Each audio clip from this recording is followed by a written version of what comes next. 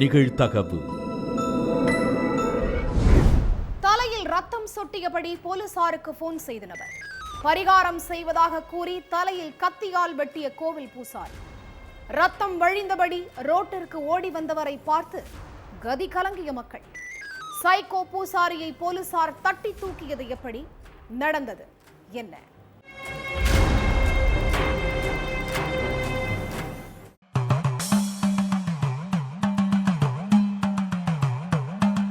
கழுத்துல ருத்ராட்சம், நெத்தி நிறைய பட்டைன்னு பக்திமயமா சிவன் முன்னால நின்னு சாமியார் சிவகுமார் குறி சொல்லிட்டு இருந்திருக்கார். அப்போ எதிரில நாகராஜுங்கிறவரு உட்காந்துட்டு இருந்திருக்கார்.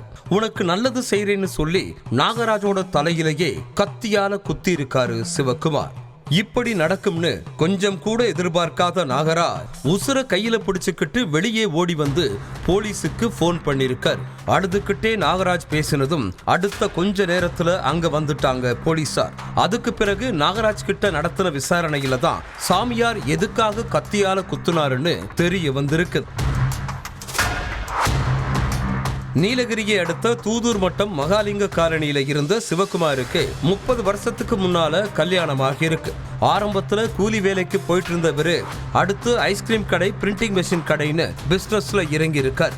இது ஒரு பக்கம் இருந்தாலும் மதுவுக்கு அடிமையான சிவகுமார் மனைவி மகனை போட்டு தினமும் அடிச்சு கொடுமைப்படுத்தியிருக்கார். பொறுத்து பார்த்த மனைவி இனி உங்கூட வாழ மாட்டேன்னு சொல்லி கணவரை விட்டுட்டு தன்னோட மகனை மட்டும் அழைச்சிக்கிட்டு தனியா போயிட்டாங்க. இதுக்கு மத்தியில பிசினஸ்ல ரொம்ப நஷ்டமானதால சிவகுமார் அங்கேயே காளி கோயில் கட்டி பூசாரியா மாறி குறி சொல்லிட்டு வந்திருக்கார். இந்த கோயிலுக்கு எல்லா ஊர்கள்ல இருந்தும் சாமி கும்பிட வந்த மக்கள் சிவகுமார் கிட்ட குறி கேட்டுட்டு போறத வழக்கமா வச்சிருந்தாங்க. அதே பகுதியைச் சேர்ந்த நாகராஜும் காளி மேல ரொம்ப பக்தியா இருந்திருக்கார். கோயிலுக்கு தினமும் போன நாகராஜ் எனக்கு எப்போ கல்யாணம் ஆகும்னு சிவகுமார் கிட்ட குறியும் கேட்டிருக்கார். தினமும் கோயிலுக்கு போனதால 2 பேரும் நல்ல நண்பர்களாக பழக ஆரம்பிச்சிருக்காங்க. காலப்போக்குல இவங்களோட பழக்கம் ஒன்னா உட்கார்ந்து சியர் சொல்லி மது குடிக்கிற அளவுக்கு போயிருக்கு. சம்பவத்தன்னைக்கு சிவகுமார் தன்னோட சட்டப்பையில இருந்த காசை எடுத்து நாகராஜ் கிட்ட கொடுத்து கடைக்கு போய் மது வாங்கிட்டு வர சொல்லி இருக்காரு. அப்புறம் 2 பேரும் சிவகுமார் வீட்டுல உட்கார்ந்து மது குடிக்க ஆரம்பிச்சிருக்காங்க. லேசா போதை ஏற ஆரம்பிச்சதும் உன்னை எல்லோருமே மனநிலை பாதிக்கப்பட்டவன்னு தன்கிட்ட சொல்றதா நாகராஜ் கிட்ட சிவகுமார் சொல்லி இருக்கார். அதுவும் உனக்கு கல்யாணமும் ஆகல, அதனால உன்னை கேவலமா பேசுறவங்க மூஞ்சில கரிய பூசுற மாதிரி உனக்கு ஒரு ரத்த பரிகாரம் பண்ணி நல்லது பண்ண போறேன்னு சொல்லி இருக்காரு. அதுவும் சுடுகாட்டுல போய் தான் இந்த பரிகாரம் பண்ண முடியும் அப்படின்னு சொல்லி இருக்காரு சிவகுமார். அதெல்லாம் வேண்டாம், இங்கேயே வச்சு பரிகாரம் பண்ணுங்கன்னு நாகராஜ் சொல்லி இருக்கார். அதுக்கு பிறகு 2 பேரும் பூஜை அறைக்கு போயிருக்காங்க. அங்க காவி வேட்டியை உடுத்திக்கிட்டு பூஜையை ஆரம்பிச்சிருக்காரு சிவகுமார். ரூம் ஃபுல்லா மேஜைக்கான பொருளை ரெடி பண்ண சாமியார் ஒரு பாய விரிச்சு நாகராஜ உட்கார வச்சிருக்கார். அப்போ அவர் முன்னால நின்னு சாமியாடி மது போதையில வாய்க்கு வந்த மந்திரங்களை சொல்லி சிவனை கட்டி பிடிச்சிட்டு பூஜையை ஆரம்பிச்சிருக்காரு சிவகுமார். அப்புறம் கை நிறைய விபூதி குங்குமத்தை எடுத்த சாமியார் நாகராஜ் முகத்துல தூவி இருக்கார். கண்ணுக்குள்ள திருநீர் பட்டதால கண்ணை சிமிட்டிக்கிட்டே இருந்த நாகராஜோட தலையில திடீர்னு கத்தியை எடுத்து குத்தி இருக்கார்.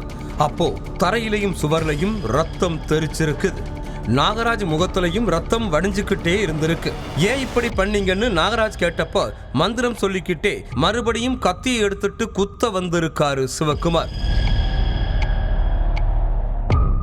சுதாரிச்சுக்கிட்ட நாகராஜ் என்ன ஒருத்த வெட்டிட்டான்னு அலறிக்கிட்டே அறையில இருந்து வெளியே ஓடி வந்து கத்தி கூச்சலிட்டு இருக்காரு. அப்போ சாலையில போயிட்டு இருந்த மக்கள் என்னாச்சு ஏதாச்சுன்னு நாகராஜ் கிட்ட கேட்டு இருக்காங்க. ஒருத்தன் உள்ள பரிகாரம் பண்றேன்னு கூட்டிட்டு போய் வெட்டிட்டான்னு கத்தி அழுது இருக்கார். அப்புறம் அவரே போலீஸுக்கு போன் பண்ணி நடந்த எல்லாத்தையும் சொல்லி இருக்காரு. அதுக்கு பிறகு அங்க வந்த கொலக்கம்பை போலீஸ் நாகராஜ் ரத்தம் வடிச்சிட்டு நிக்கிறத பார்த்துட்டு ஹாஸ்பிட்டலுக்கு போலாம்னு கூப்பிட்டு இருக்காங்க. ஆனா பதற்றத்துல இருந்த அவரு ஹாஸ்பிட்டலுக்கு போகாம போலீஸ் பக்கத்திலேயே நின்னுக்கிட்டார். அதுக்கப்புறம் சாமியார வெளியே கூட்டிட்டு வந்த போலீஸ் 2 பேர்கிட்டையும் நடந்ததை கேட்டிருக்காங்க. அப்புறம் ஆம்புலன்ஸ வர வச்சு நாகராஜ சமாதானப்படுத்தி ஹாஸ்பிட்டலுக்கு அனுப்பி வச்சிருக்காங்க போலீசார். அடுத்து மது போதையில நின்னுட்டு இருந்த சிவகுமாரை கைது செஞ்ச போலீஸ் அவரை குன்னூர் குற்றவியல் நீதிமன்றத்துல ஆஜர்படுத்தி சிறையில அடைச்சிட்டாங்க.